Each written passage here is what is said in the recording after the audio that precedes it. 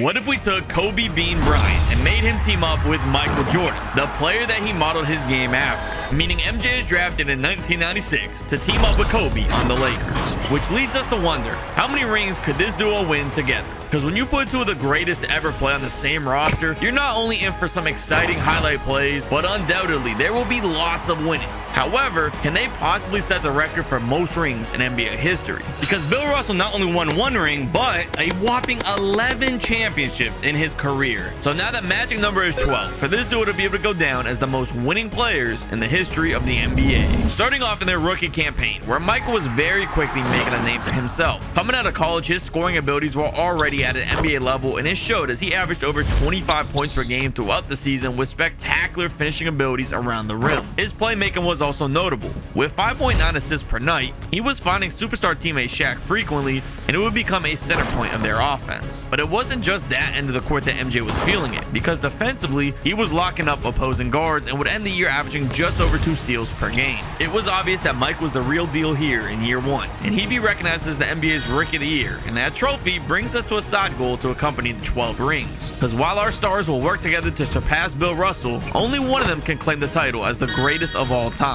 And since those shared ring counts, we'll instead be looking at individual trophies to determine the GOAT. So get your predictions in the comments now on who you think will win. And if you're predicting Kobe to come out on top, I hate to be the bearer of bad news, but he'd have a slow start. Because while Jordan will be a starter year-round ready to play at tip-off, Kobe on the other hand would be coming off the bench. But with his mindset, all this would do would fuel him to push his game further. And with this competition going all the way to the 2017 NBA season, there was plenty of time for the Mamba to recover from this handicap early in the sim. But for now, we're still 20 years away from that point. And even though he's coming off the bench, Bryant was still putting on a show whenever he touched the ball. Bryant goes to work. Bryant the drive.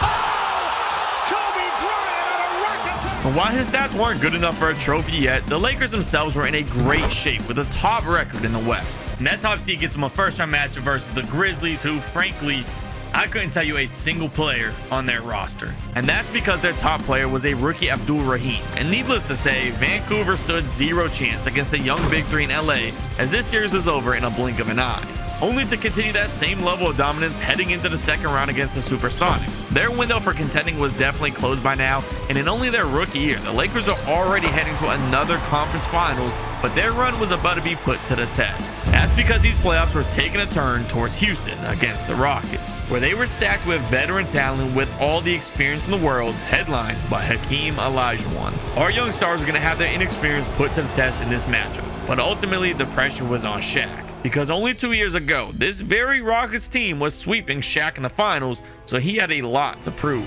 He was coming out aggressive to kick this series off and looked determined to get his revenge. And even though Hakeem was now 34, he was still a great defensive player. Regardless, Shaq was giving him trouble every game, but he couldn't do it all on his own. He was gonna need some help from Mike and Kobe, who in fact would step up in the big moment, but there's only so much you can expect from two rookies in the conference finals, especially when Hakeem's supporting cast had two veteran all-stars that have been in this very moment multiple times in the past. The Lakers put up a good fight, but in the end, it was the Rockets who were having the last laugh as they bounced LA. It obviously sucks to fall short so close to the finals, but trust me, this is not the last chance that our duo is gonna have. Because while the defeat would sting as they fell short of their dreams, fans of the game were already optimistic for what this duo could do going into the 1998 NBA season. And those hopes are coming to fruition right away, as Bryant in particular saw a big jump in his game. He was still coming off the bench in his second year in the league, and while he wasn't happy about it, he'd still make the best of it, as his stats propelled much further than the previous year. The one bright side of coming off the bench is that it would allow Kobe to earn a 6th Man of the Year award this season. And while it doesn't count towards our trophy race, it's still nice to get the recognition. On the other hand, Jordan was getting enough minutes that he could definitely be in the conversation for his first MVP. Overall, his stats pushed slightly higher, but remained relatively similar to his rookie season. And while these were solid numbers, it realistically wasn't enough to earn the MVP. Other guys around the league were playing at an even more impressive levels than Mike so far in the sim, and that includes his own teammate Shaquille O'Neal. Which, speaking of Shaq, he was on a rampage come the playoffs. The pressure was sky high on his shoulders ever since joining the Lakers, and if he couldn't get things done, he'd be listed as a failure. Of course, this simulation is all about MJ and Kobe, but as of now, this is still Shaq's team, and there is no way we could tell this story without talking about the Diesel. And with the conference finals taking our team out to Utah, there was one final predator in the way for a trip to the finals. In real life, the Lakers were swept by this Jazz team, but now with the addition of Michael Jordan on the roster, this would turn out very differently. Shaq was still the #1 option on the team, but an additional 27 points a night from Jordan was a major difference maker. This series would be over after 6, and in just the second year, our duo is already heading to an NBA Finals where they'll have a chance to get their first ring towards catching Russell. And that was looking more and more likely as their final hurdle was a quickly aging Patrick Ewing. Further supported by the utter dominance in Game 1 at home that the Lakers were displaying. Shaq was leagues ahead of Patrick Ewing at this point in their careers, and that matchup was a bloodbath in favor of O'Neal. Michael Jordan was practically free to do whatever he wanted on the court. With his energy and athleticism, none of the older vets in New York were capable of slowing him down, and just when his defender thought he was getting tired, they'd look over at a fresh Kobe Bryant checking in off the bench. Bryant was still playing limited minutes up to these finals, but when he would check in, he was making the most of the moment and putting on an absolute clinic. Game 1 was ending in a complete blowout, but there was more to the story. This series quickly went from a moment of excitement to a moment of deja vu, as it was looking like the young inexperienced Lakers roster would be hurting them yet again in the face of a veteran roster. The Knicks were completely flipping the script after Game 1, and while working as a complete unit, they were pushing LA back all the way against the wall. I don't even know how this happens. The Knicks' best player is Ewing at an 85 overall. This literally does not make any sense. But with Game 5 taking place back at home, the Lakers had a chance to take this game by game and claw back into the series. Although New York clearly had other plans, as their momentum wasn't slowing down at all in the start of the first. Just like they have the last 3 games straight, they were taking full control and already had a strong lead coming to the end of the first quarter. But that was until one of the league's fiercest competitors was checking into the game. Once Kobe checked in, the tides of this matchup took a 180. Play after play, Kobe was willing his way to a basket and was pushing back against the Knicks assault. So far, most of the talk has been of Shaq and Jordan as the starters, but this was the Mamba's breakout moment, and coach had no choice but to let him ride out this game. In the end, he'd not only bring the Lakers back, but rewrite the narrative to a Lakers blowout win as he poured in a career-high 41 points. And while his teammates celebrated the huge win, Kobe remains more focused, which he was right to do. This was supposed to be an easy finals for the Lakers, but this ended up being an all-out war, and there was a lot left to prove. Game 6 was continuing to be a back-and-forth affair with no easy road to a victory in sight, and it would take everything the Lakers had to pull this one out. They'd find themselves hanging on to a lead late in the game, coming out of a timeout, and with the pressure at an all-time high, Kobe was providing yet again with another huge basket, which ultimately would be the dagger to tie the series back up and give the Lakers a chance to win a Game 7. Now facing the pinnacle of moments in the sport of basketball, anything could happen for our young duo, but they didn't ensure that result would be left in their control as they battled hard for the entirety of the game all the way to the final moments, where in climatic fashion the game was down to the wire, with the Lakers having a chance to complete the 3-1 comeback. The Lakers find themselves late in a Game 7, a minute left in the match, up by 1. The fate of the season is in full control of this duo. Michael Jordan driving in, they kick it down low. Van Exel with the ball now. 15 seconds left in the shot clock. This is a huge possession. That is a bold shot from Exel. Oakley with the rebound. Houston pushing the pace. 40 seconds left for the Knicks. John Starks, he has Shaq on him. Houston open in the short corner. He delivers, gives him the lead. Michael Jordan now down by 1. You have the ball. You can decide what happens here in this finals. Jordan the screen from Shaq. Jordan, Starks on him. Second year, Michael Jordan driving in, nowhere to go. Kobe Bryant kicks down low to Robert Horry. Back out to Mike. They kick it to Van Exel again. And now he's going down low to Shaq. He draws the foul. He's going to have to shoot free throws. O'Neal, free throw 1. It's good. He hits the first to tie the game. Shaq is notoriously known as a horrendous free throw shooter, but in the clutch, he has been known to make some big ones. Shaq, free throw number 2, 16 seconds left. It's off, tie ball game, Knicks timeout. Kobe, MJ, and Shaq have been known as offensive firehouses up to now, but in the biggest moment, everything was coming down to their defense and if they can get a stop against whatever New York has drawn up. The huge free throw from Shaq did tie the game, but it's not over. The Knicks have a chance, and this is massive for our duo. The difference between having their first championship or not here in a Game 7. You have at the top 10 seconds left. You have to imagine just going to Patrick Ewing versus Shaq. It's going to come down to what Shaq can do versus Ewing, or maybe not. The guard is driving in. I don't even know who this guy is. 2 seconds left. Houston, the pump over Kobe Bryant for the win. It's off. We're headed to an overtime. With overtime tipping off in a heated Game 7, the same theatrics from regulation would continue. Both sides were battling hard, and it was going to come down to who wanted it more. The final result was still completely up in the air late, with things close again. This thing is still close with just under 90 seconds left. Lakers have the ball all tied up. To my knowledge, there's only been 2 Game 7s that have went into overtime in the NBA Finals. Fox with it coming off the screen. His 3 is off. I don't see Michael Jordan on the court. He may have fouled out. It might come down to Kobe Bryant and Shaq. John Starks on the break. His pull-up jumper.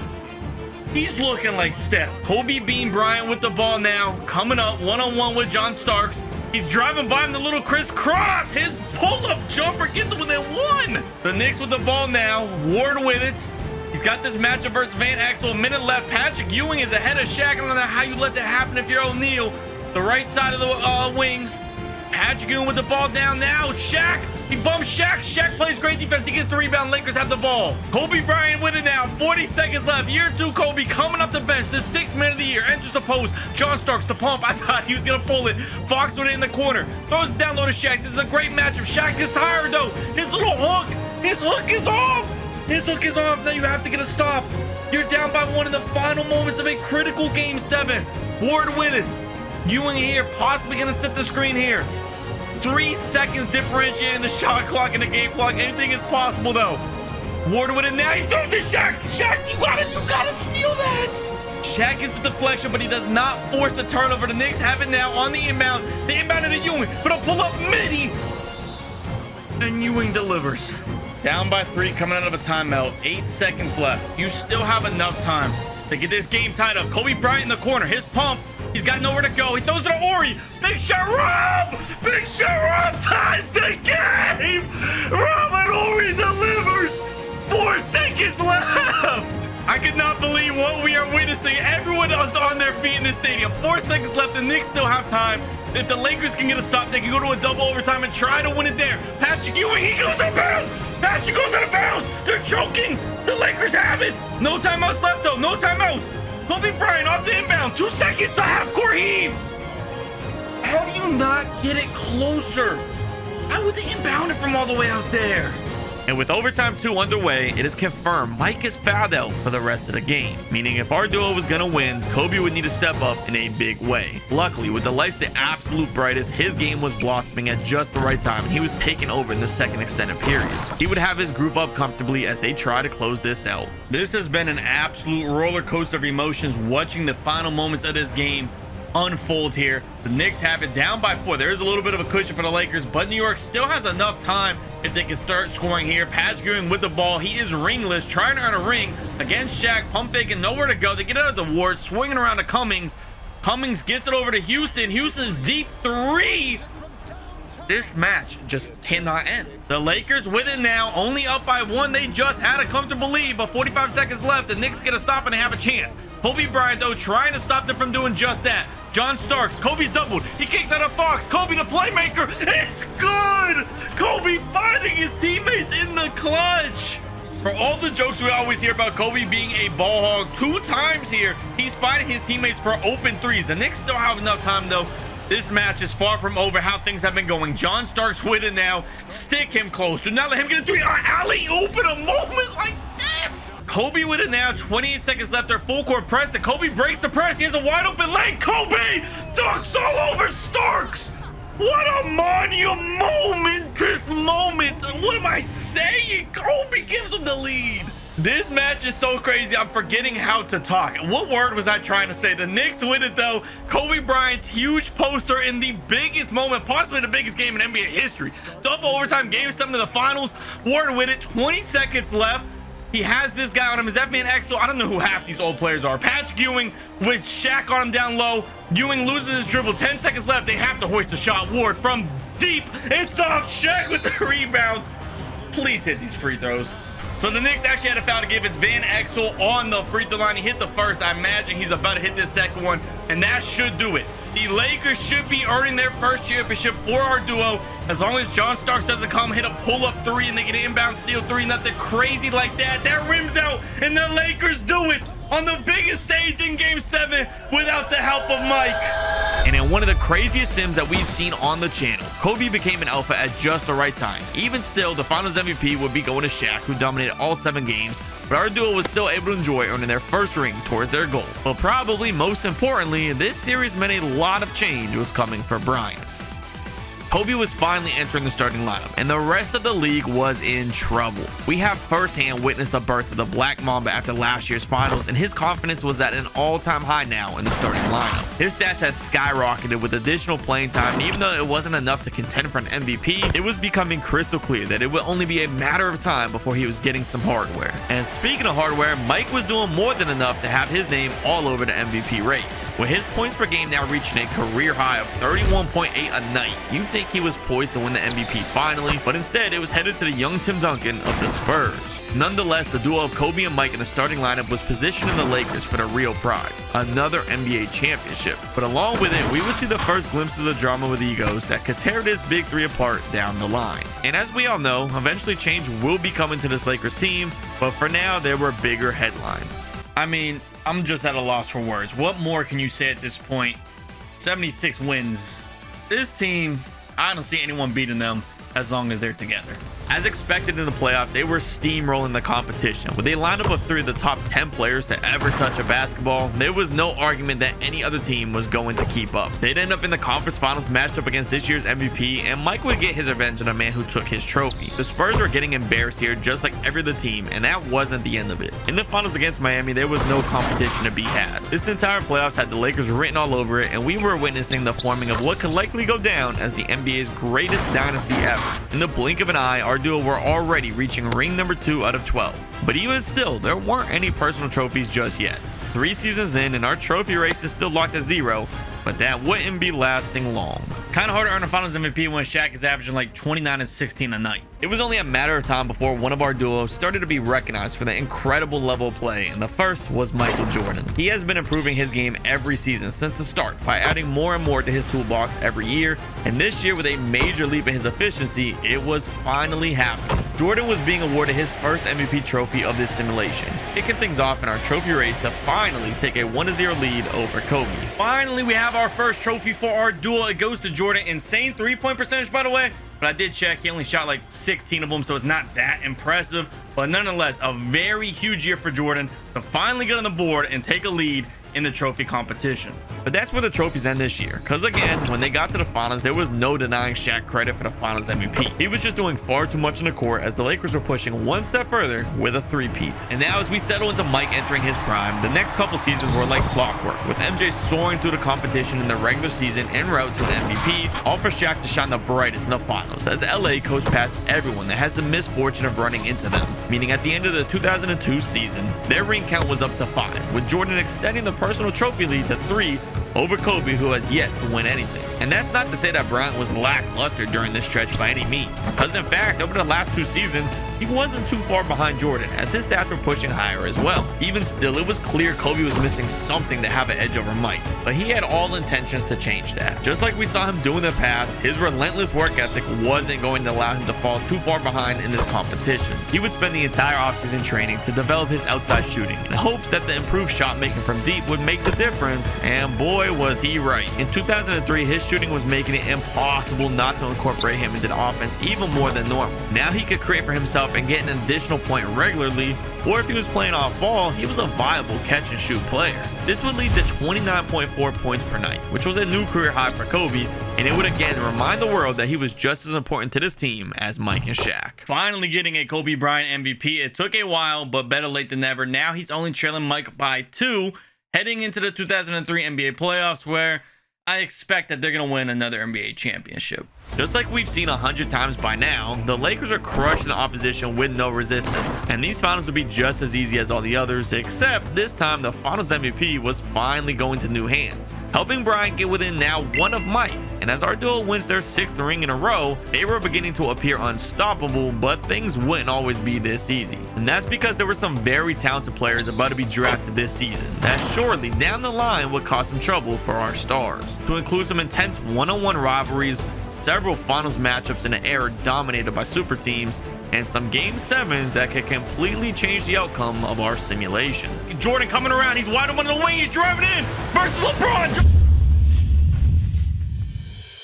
But for now, we're still in 2004, where unsurprisingly, our duo was once again earning the league's best record for the millionth time. The MVP, however, would change locations this year in favor of the talented Kevin Garnett, who was entering his prime. But none of that mattered come the playoffs, as again, the Lakers were crushing team after team in the West, and none of them were close enough to spend the time talking about as they make another finals. But it would end up being yet another sweep, with Shaq taking his 6th finals MVP, as our duo gets ring 7, all before things change forever. Because as we all know, this is the year that Shaq would be traded to Miami, meaning now Kobe Bryant and Michael Jordan must fend for themselves with a weak supporting cast. In the first quarter of the season was starting off very rough, with other teams completely dominating the Lakers as they were thrilled to finally get revenge on the long-tenured dynasty. However, eventually Kobe and MJ would figure out a balance between the two that would help their team succeed, even after losing a part of the Big Three and their newest third best player being a not-so-great Chris Mim. With the two stars sharing the rock and feeling much more defensive pressure now without Shaq, neither would get enough separation from the rest of the league to earn the MVP, but they'd still manage to get home court advantage heading into the playoffs. And it looked like our duo was poised to still continue their 7 straight rings because they were in complete control come the first round against the Warriors. They didn't appear to skip a single beat from last year after their chemistry fully developed midway through the season. Things were looking great as they wanted a sweep, or at least until round 2. Dirk Nowitzki was rapidly shutting down any hopes the Lakers had of winning an 8th ring this season. With Shaq gone, LA had no notable center that they could throw at Dirk to try and slow him down. Even with as talented as the likes of Mike and Kobe were together, they were getting completely cooked by Dallas here, and they were brought back to reality. And it was a reality that our duo was going to have to get used to fast, because while Kobe was good enough in 06 to earn himself another regular season MVP with a new career high in points, it wouldn't really matter come the playoffs. They earned the #1 seed to have home court advantage, but in just round 1, yet again, they were being exposed for their lack of a good big man. Undoubtedly, Mike and Kobe together was the best wing duo imaginable, but running into one of the best bigs of all time was going to make things near impossible to win with a 6'8" Luke Walton guarding him. For the second year in a row, our duo was falling short to an elite power forward. But you'd be crazy if you thought that these two competitors would give up that easy. The next year would be the best combined year from our duo we've had so far, and it came when it was needed the most, as the Lakers were struggling to find success. Mike was averaging over 30 a game and would lead the entire team in scoring, while doing so on unbelievable efficiency. Kobe, on the other hand, was also scoring at a very high clip, but he'd end up being the better facilitator of our two stars. Both players were atop the MVP race, trading places between first and second all year long, and by now, you could tell this was a 1A and 1B type of situation, and every year it would be up in the air of who the better player was. Of course, only one of the two can earn the award though, and this season, it was given to Michael Jordan, who the voters thought deserved the edge due to his slightly better scoring. With that, Mike now reclaims the lead in the trophy race and would be hopeful to earn the big trophy in the postseason. But they'd have to do something that they haven't been able to in years, and that's defeat an elite power forward in round 2. The question was if that was even possible with their roster though, because Tim Duncan was back at it again just like the year before. The first 2 games, he walked into LA's home court and he was leaving with a major lead. But as this moved up to San Antonio, there was a clear shift in the series. Our duo was playing much better in the following games, and they weren't just retaliating with 1 win, but instead they were taking game after game until they were finally in control of the series up 3-2 with a lead late in game 6. Kobe and Jordan have been struggling to defeat any good big men here in these last couple of seasons, but they have a chance to defeat Tim Duncan and his San Antonio Spurs. Tony Parker, a nasty spin move, finds Bowen cutting backdoor, ties the game. Well, they were up by 2 and had a chance to go ahead and win this game. They still have a chance though. Plenty of time left. 30 seconds remaining. Michael Jordan went backdoor, but Derek Fisher did not find him. Mike though, wide open for 3. He pulls the jumper and gives him a 3-point lead. The MVP. That entire sequence went way quicker than I expected. I could barely commentate what was going on, but the Spurs out of the timeout are now down by 3. The Lakers are poised for a chance to go to the conference finals. Tony Parker going quick. He gets denied by Lamar Odom. He gets denied. Kobe to the line. Kobe sinks both free throws, 41 points, as you guys could just see down there at the bottom. Tony Parker now pushing the pace. Finley for three to get him within two. It's off. It's off. Odom with the rebound. That should do it. And the Lakers were finally able to overcome a great big man as they entered their first conference finals in 3 years. But that was only to run into yet another all-star power forward, and this one was far more athletic than the last. Not only that, but he was paired with the league's top playmaker, and Nash was sure to find Amari easy opportunities to score. It was dunk after dunk after dunk.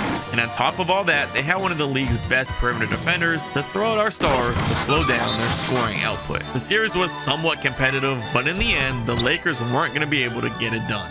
There are just so many good bigs in the West. It's going to be very difficult to defeat them if you don't have any good big men on your team. Luckily for the Lakers, though, next season, they're about to get a pretty good one.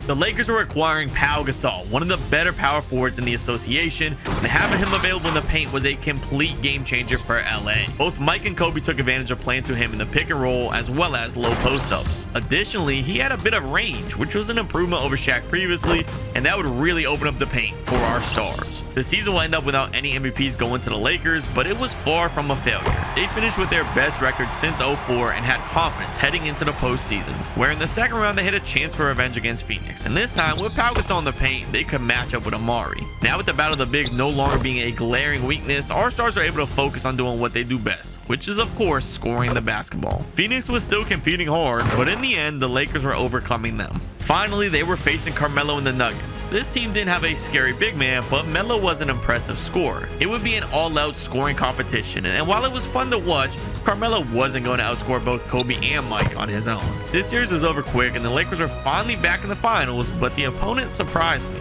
Well, I was definitely expecting to see the Celtics, was not anticipating the Cavaliers.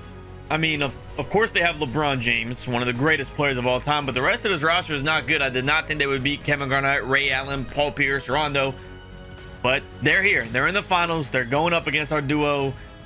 I don't think it's going to be that exciting. My prediction was spot on, because while LeBron filled the stat sheet and provided highlight plays, in the end, this matchup wasn't even close, and our duo were finally winning another ring, making their total now 8. But it's still up in the air of who would win the finals MVP.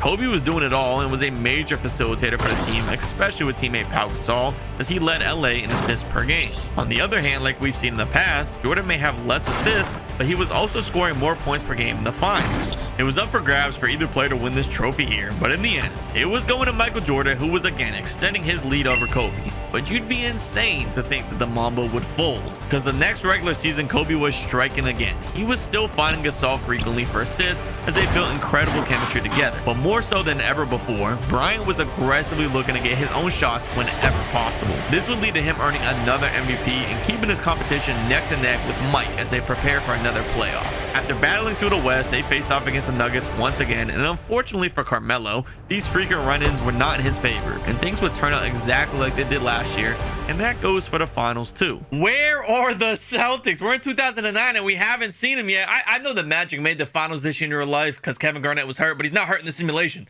So where is Boston? The Lakers dominated this Orlando team in the finals in real life this season, so by no surprise, the same will be happening here after they added Michael Jordan. And speaking of Jordan, his play was impressive enough to be earning yet another finals MVP, now finding a way to seemingly keep Kobe at a reasonable distance, all before they face a real challenge. Because finally, the Boston Celtics were awaiting in the 2010 finals. This match was going to be just as close as I anticipated, with the Celtics having a deep roster of talent. They had an impressive big three with KG, Pierce, and Ray Allen, all rounded out by the incredible point guard Rajon Rondo. This matchup without a doubt would test our duo like never before in the finals, and it was becoming apparent quickly, because while they'd lead the Lakers to the wins in the first 2 games at home, going into Boston, the Celtics were doing the same to defend their court in front of their fans to tie it all up for a major Game 5. More times than not, whoever wins a Game 5 wins the series. So with the stakes established, our stars were coming out and bringing their best of their best. They were scoring every trip down, and nothing Boston tried was stopping them. But on the other end, the Celtics were doing the exact same thing, and they were pushing this the distance. We have our first close game in the finals in a very long time. It's all tied up. Game 5. Whoever wins a Game 5 historically goes on to win the series more times than not. Kobe Bryant, Paul Pierce guarding him. Kobe gets some separation, tries to step it back. They kick it out to Andrew Bynum. Bynum has Rondo on him. That's a mismatch. You have to attack that. Give it to Bynum. Come on, Kobe. You got it. Kobe to pull up over Pierce. It's off. It's off. Jordan almost at the board. KG corrals it. Rondo now. I don't know how you don't get the ball to Bynum. Rondo the back move. Paul Pierce down low. He's crowded down there. One-on-one with Kobe. Kobe to decent defense, but Pierce scores up and over. I was not expecting this to go like this. They're down by 2 now. Derek Fisher with the ball. You have 2 of the most clutch players ever to win it though. Derek Fisher almost gets the turnover. Kobe now. Paul Pierce trying to redeem himself. Fisher open in the corner. Did he get fouled for 3? Or was that on ball? I think Derek Fisher got fouled. Fish is on the free throw line. I almost never see fouls from 3. That is crazy. First free throw is good. It has been a trend so far in this simulation that Kobe is always kicking out to his teammates for 3s here in the clutch. We haven't had any big shots from our duo, but we've had a lot of big assists. They take the lead with 15 seconds left. Now we have an opportunity to see what Boston drew up in the huddle. One defensive stop gets you a 3-2 series lead here in the NBA Finals. Rondo with it. They have a lot of options here. Rondo, they got Ray Allen, KG, Paul Pierce. 8 seconds left. What kind of action are we going to see? It's Rondo and Kendrick Perkins. They get it down low to Paul Pierce. The truth, delay. It's off. Pau Gasol with the rebound. That'll do it.